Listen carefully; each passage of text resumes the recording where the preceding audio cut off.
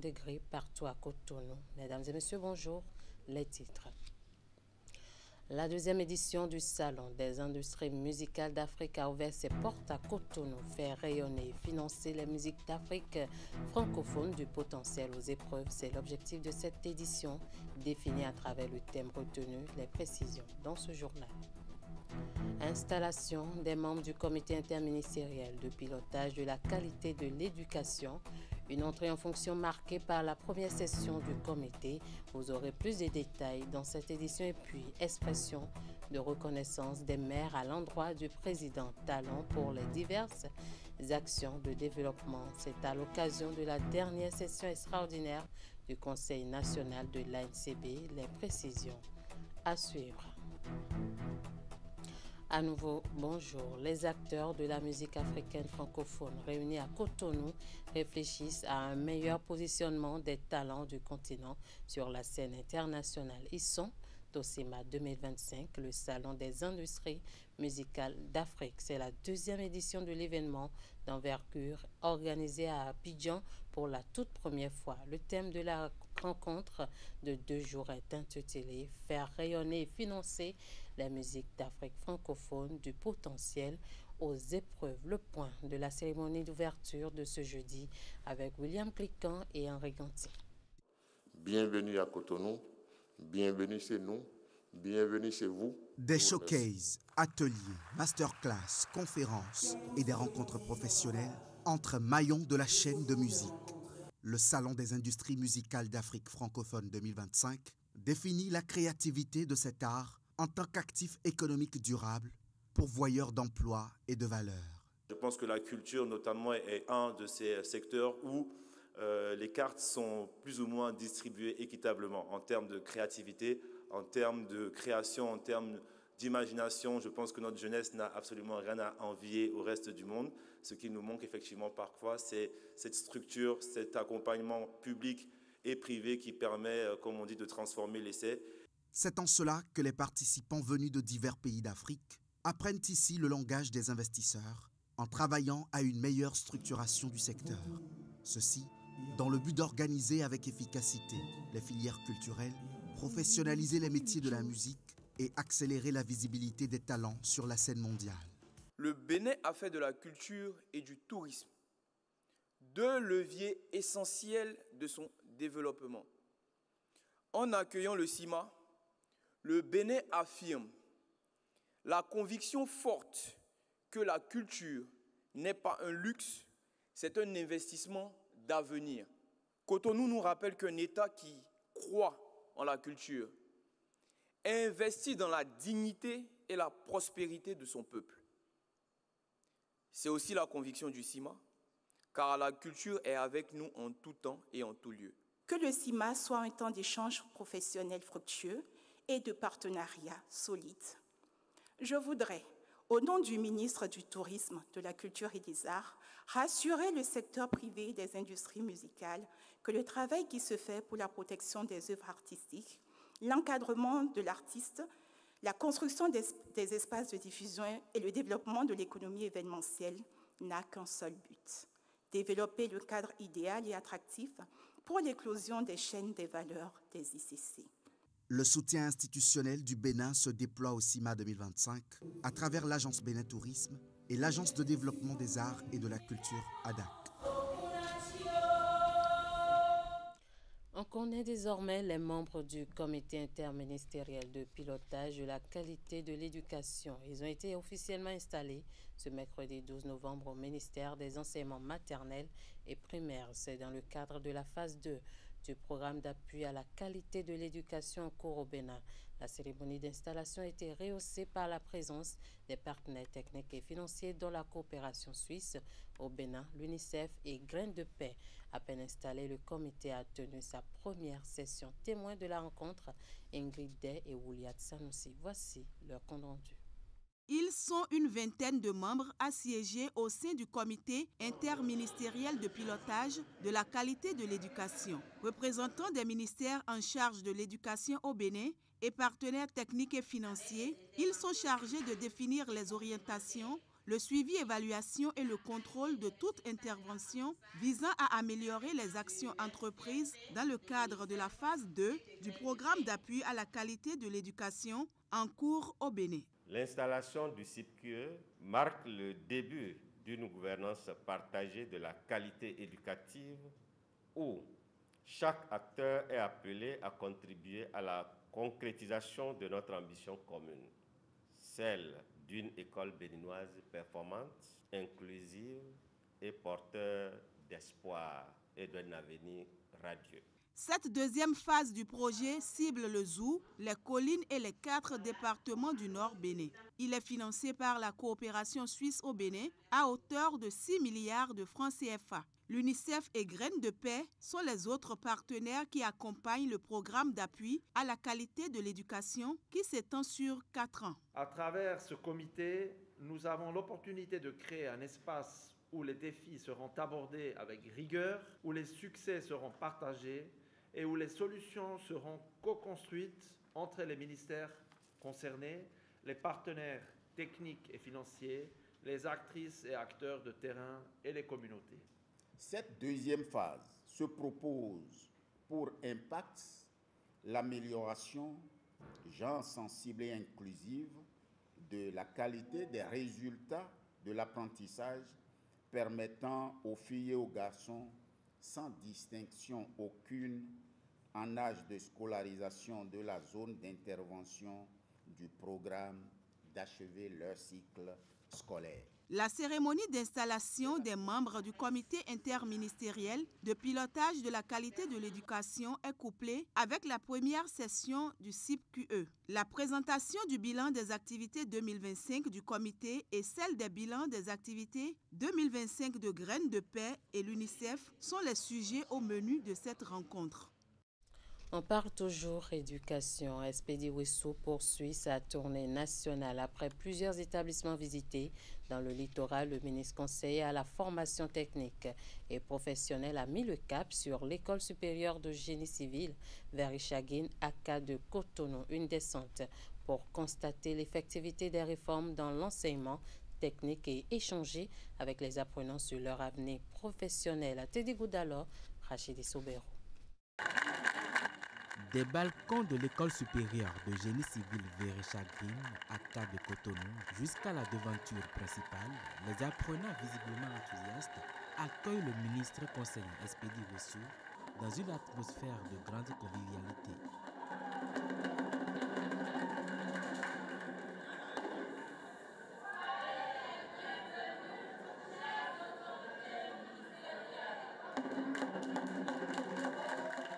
Un accueil chaleureux à l'image de celui réservé au ministre et sa délégation dans les autres établissements techniques déjà visités dans le département du Littoral. Depuis la création de l'école supérieure et secondaire Véréchaguine en 1998 et avec l'essor de l'EGC VAC, une même conviction nous guide. Le Bénin a besoin de techniciens, d'ingénieurs et de cadres formés avec sérieux, enracinés dans la pratique, capables d'être immédiatement opérationnels et profondément utiles au pays. Ici, nous comprenons que chaque dessin, chaque calcul, chaque relevé, chaque ligne de côte peut devenir demain un pont plus sûr, un bâtiment plus fiable, une route plus durable, un service numérique utile. Après l'accueil, place à la découverte des installations.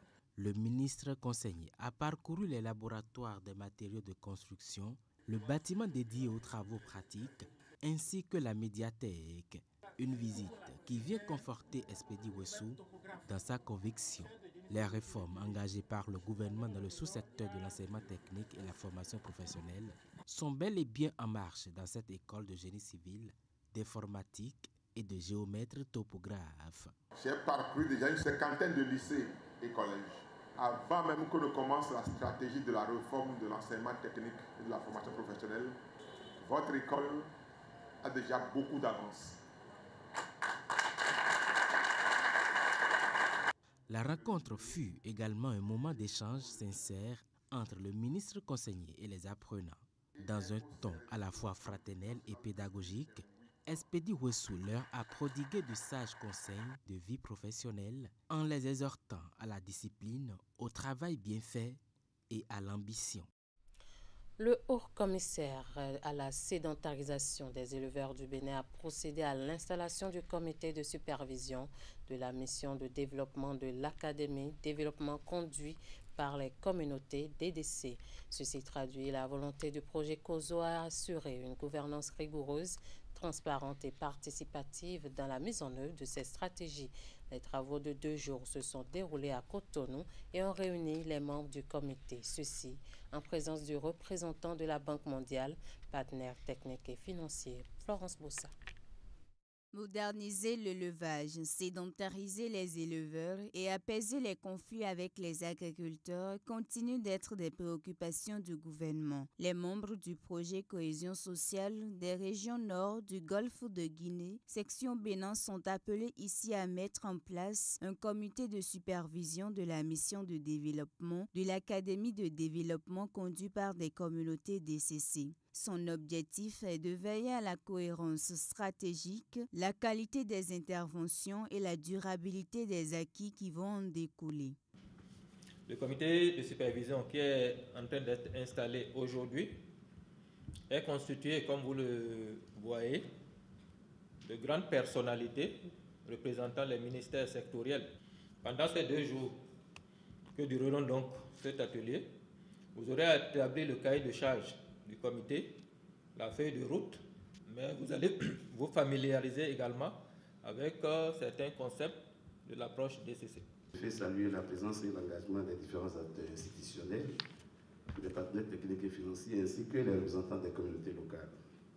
Votre mobilisation constante demeure la preuve que le développement, lorsqu'il est conduit par les communautés elles-mêmes, gagne en légitimité, en pertinence et en impact. La Banque mondiale est un partenaire clé du projet Cohésion sociale des régions nord du Golfe de Guinée. Elle approuve des financements additionnels pour en élargir le champ. Elle réitère son engagement à continuer d'œuvrer aux côtés du Bénin dans l'évaluation des risques et la gestion financière. Le DCC, c'est plutôt ambition. Ambition de construire de manière collective, de bas en haut, et donc le DAP. Et c'est en permanence. Et je pense que tout ce que le COSO a fait jusqu'à maintenant, si on visite ces villages concernés, on peut voir le preuve de l'appropriation, de l'engagement de cette communauté avec les gouvernances locales. Donc, ça sera une partie intéressante de réflexion. Et avec les partenaires de développement, pour ne pas s'arrêter à ce que le DCC eux-mêmes peut financer, mais au-delà de ça. Des présentations, des communications et des travaux de groupe vont meubler cette session, lesquels vont permettre d'élaborer une feuille de route pour l'Académie. On va parler à présent d'un fait peu ordinaire. Il s'agit de la visite d'animaux sauvages à Funga 2, un quartier périphérique de Djougou. Installés en pleine agglomération, ces animaux quittent leur milieu naturel et divaguent dans le quartier en détruisant les cultures vivrières sur leur passage. Quels sont ces animaux et quelles sont les dispositions prises pour prévenir d'éventuels conflits avec la population? Les éléments de réponse dans ce reportage signé Abdoussab Idrissou. À Funga 2, dans le premier arrondissement de Djougou, des invités surprises font une irruption remarquée. Il s'agit de 3 pachydermes qui inspirent à la fois l'admiration et la crainte au sein des populations. C'était 3 éléphants qui étaient à côté, non loin de ma maison, à côté en même temps. Donc, moi-même, j'ai vu ça et j'avais vraiment peur. J'ai pris mon portable, j'ai appelé mon mari. J'ai dit vraiment de revenir à la maison qu'il y a 3 éléphants qui sont dans les quartiers à côté de notre maison. Il me dit 3 éléphants. J'ai dit oui. Je suis sûr que c'est l'éléphant. J'ai dit oui, c'est ça. Ils sont 3. Et il est revenu avec ses amis, ils étaient 4 personnes. Ils ont pris les portables. Il y a l'un de son ami qui voulait fumer, quoi. Et l'autre s'est fâché en même temps. Il a voulu revenir envers eux, quoi. Et ils ont fait, on est revenu à la maison. Alertés, les autorités locales, notamment la responsable adjointe de la section communale des eaux, forêts et chasse de Djougou, le commissaire central de la ville et celui de l'arrondissement 1, ainsi que leurs collaborateurs, sont immédiatement descendus sur le terrain. Ils se sont évertués à sensibiliser la population et sécuriser les lieux. Je demande à toute la population de faire très attention dans ce temps-là, surtout les quartiers Fungade là, et surtout les villageois qui viennent au champ là. Vraiment, il ne faut faire très attention. Sur leur passage, les traces d'un début de destruction des cultures vivrières s'observent déjà. Les riverains, propriétaires des champs ravagés par ces animaux, sont sous le choc. Ils ont déterré les ignames là-bas, ils ont mangé. Il y avait ça, restait les certaines petits là, ma voisine là a ramassé ça. Donc, et là, moi-même j'étais ici, ils ont ramassé certaines. On a remarqué les dégâts. Ils ont détruit les champs d'igname, le sorgho, le maïs et le manioc. Et à l'heure où je vous parle, ces pachydermes continuent pas à demeurer dans notre quartier. Face à cette situation, l'État central est appelé à la rescousse. Et on est en train d'inviter le gouvernement à prendre toutes les dispositions pour sécuriser la zone. C'est vrai que les forestiers et les policiers ont laissé quelques représentants pour quand même veiller sur la sécurité des visiteurs, parce que ça crée déjà un attroupement, parce que les populations curieuses viennent voir ce qui se passe en réalité dans la zone. Parce que pour ceux qui ne connaissent pas, les éléphants veulent vraiment voir. Et ça crée déjà des problèmes d'insécurité dans la zone.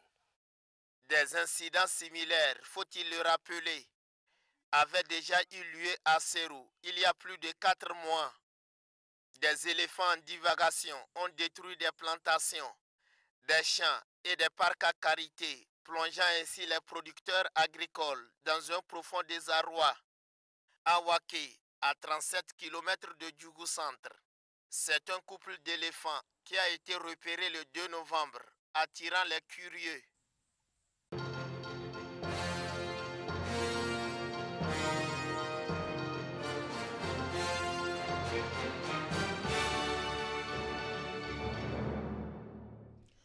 La Cour constitutionnelle a validé ce jeudi 13 novembre 2025 les 2 duos, Romuald Wadaï, Mariam Tchabi-Talata et Paul Hunkpe, Judicaël Roch-Ouanou. Cette validation intervient après la visite médicale effectuée par les 2 duos à la Cour constitutionnelle. Voici un extrait de la décision de la Cour prononcée par son président, Dorothée Sosa. Que par lettre en date du 12 novembre 2025, reçue à la Cour le 13 novembre 2025, le Collège de médecins a déposé son rapport au greffier en chef avec remise immédiate au président de la Cour constitutionnelle. Que suite à l'étude des résultats des examens médicaux par la Cour, il ressort que les duos Kossi Mbweke Romuald Wadaï, Mariam Tchabi-Talata et Paul Hunkpe Roch Judicaël Ouanou remplissent les conditions exigées par l'article 44 suscité de la Constitution. En conséquence, sont autorisés à participer à l'élection présidentielle du 12 avril 2026 les duos de candidats dont les noms suivent dans l'ordre de dépôt des déclarations de candidature à la Commission électorale nationale. Duo 1, M. Kossi Mbweke Romuald Wadaï, candidat à la présidence de la République. Madame Mariam Tchabi-Talata, candidate à la vice-présidence de la République. Duo 2, M. Paul Hunkpe, candidat à la présidence de la République. M. Roch Judicaël Ouanou, candidat à la vice-présidence de la République.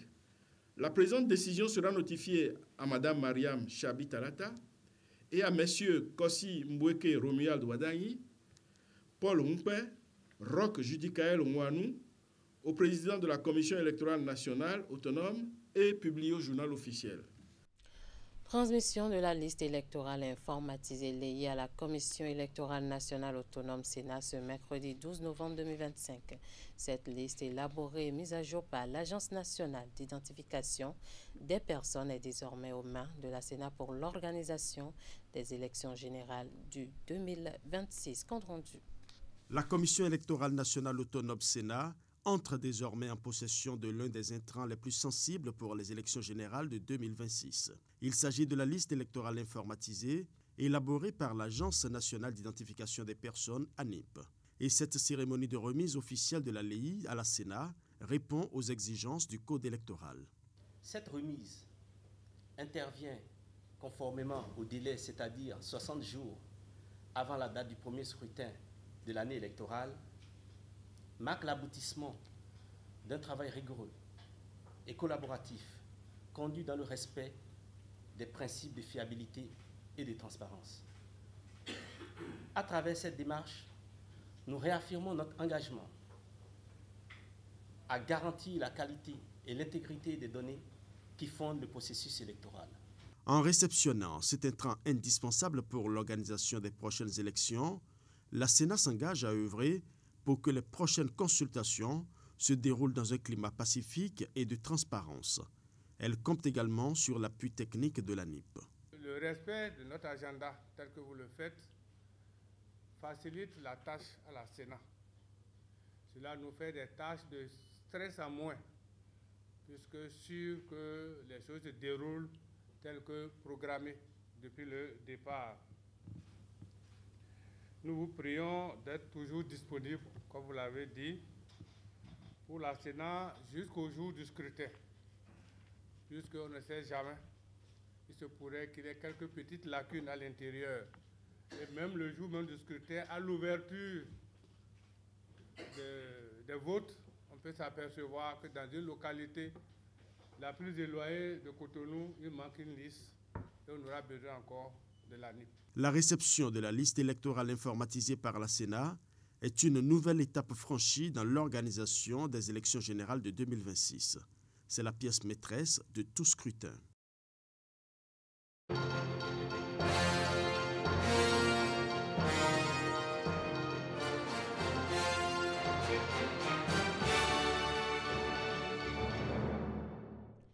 Dans la suite de cette édition, la Haute Autorité de l'audiovisuel et de la communication procède à la publication de 9 différentes décisions dans le cadre de la régulation des médias au Bénin. Il s'agit de plusieurs décisions, dont celle relative à la suspension et au retrait de la carte de presse à certains professionnels des médias, au retrait du bouquet TNT de certaines télévisions et à la fermeture de Radio Océan FM pour une durée d'une semaine. Ces différentes décisions ont été rendues publiques au siège de l'institution à Cotonou ce jeudi. Voici les précisions. Certains détenteurs ne doivent plus l'avoir. L'autorité de régulation des médias tape du poing sur la table et dit stop à certaines irrégularités qui entravent le secteur des médias au Bénin. En session depuis plus d'un mois, Edouard Loko et les autres conseillers continuent de travailler à assainir davantage le secteur avec plusieurs décisions entreprises au cours de nombreuses plénières. Il s'agit des décisions donnant existence légale aux journaux ayant rempli les conditions. Les décisions d'attribution de cartes de presse et de retrait de cartes à des détenteurs qui n'en remplissent plus les conditions. Considérant que certains professionnels des médias qui n'exercent plus ou ne tirent plus l'essentiel de leurs revenus de la profession sont toujours détenteurs de la carte de presse, la plénière, après en avoir délibéré, décide. Article 1er. Les cartes de presse délivrées aux professionnels des médias ci-dessous cités sont retirées. Presse écrite. Adagbe Désiré, Adéchian Clément, À travers cette décision, la RAC entend redonner à la carte de presse la valeur qui lui est due. De même, l'organe de régulation procède à la réorganisation de la TNT à travers la décision du retrait du bouquet des télévisions Imole TV, Canal 2 Star et Tunde Agri TV pour inexistence de C'est programme. des centaines de millions peut-être qui ont été dépensés par télévision pour aller chercher le signal. qui coûtent cher et qui continuent d'être entretenus. Et vous allez voir que sur la TNT, vous avez des noms, vous n'avez pas de programme dessus, ou bien c'est de la musique 24 heures sur 24 heures, ou bien ça n'a pas de programme. Et pourtant, l'État a beaucoup investi. C'est une nécessité, là aussi, de faire le ménage. Pour non-respect des décisions essentielles des conventions les liant à la RAC, les radios Koufou FM, Haïfa FM, Urban FM et Nostalgie Milfon FM se voient retirer leurs différentes fréquences. Avec une mesure conservatoire en vertu de l'article 58 de la loi organique sur la RAC, l'institution suspend les programmes de radio Océan FM pour une période d'1 semaine pour violation répétitive de l'interdiction de publicité des produits et pratiques médicamenteux. Je l'annonçais en début d'édition, le Conseil national de l'Association nationale des communes du Bénin a tenu sa session extraordinaire à Boécan. Les assises ont regroupé les membres du bureau de l'actuelle mandature, des cadres de la fêtière et les maires des différentes communes du pays. Plusieurs points étaient inscrits à l'ordre du jour des échanges qui ont abouti à plusieurs motions. À cette dernière rencontre de la mandature en cours, s'est soldée par une adresse au chef de l'État. Les maires, dans leur ensemble, ont exprimé leur reconnaissance à l'endroit du président Talon pour sa vision et les diverses actions de développement qui ont permis au pays de rattraper, disent-ils, son retard. Suivi ici un extrait de la motion lue par le premier vice-président de l'ANCB, Tamon Bio Sarako, qui est au micro, Canal 3 de Imet Hélène Amonso. Considérant les nombreuses initiatives prises par le président de la République, son Excellence M. Patrice Talon, dans le sens du renforcement de la décentralisation et du développement local, conscient de la priorité accordée par le chef de l'État au développement des territoires, ce qui se traduit par des investissements massifs dans toutes nos communes, notamment dans le domaine des infrastructures routières et socio-éducatives, appréciant hautement les efforts politiques, administratifs et juridiques consentis par le président de la République pour stabiliser les conseils communaux et permettre aux acteurs locaux de travailler véritablement pour le développement de nos territoires, prenant en compte le sentiment de satisfaction de nos concitoyens dont nous sommes ici les porte-voix. Nous, maires provenant des 12 départements de notre pays et représentant l'ensemble des communes du Bénin, exprimons notre profonde gratitude au chef de l'État, le président Patrice Talon, et à tout son gouvernement. Maintenons notre détermination à poursuivre la communication auprès de nos concitoyens sur les grandes réussites et les bons qualitatifs effectués par notre pays grâce à l'action du gouvernement et de son chef. Exprimons enfin notre vif soutien au président de la République pour l'option de continuité de la dynamique de développement à la tête de notre pays. Voilà qui met fin à cette édition. Merci de nous avoir suivis. Merci à toute l'équipe de rédaction, de réalisation chapeautée par Augustin Vidécon, de diffusion. Merci à vous de nous avoir suivis et très bonne suite de programmes sur Canal 3 Bénin.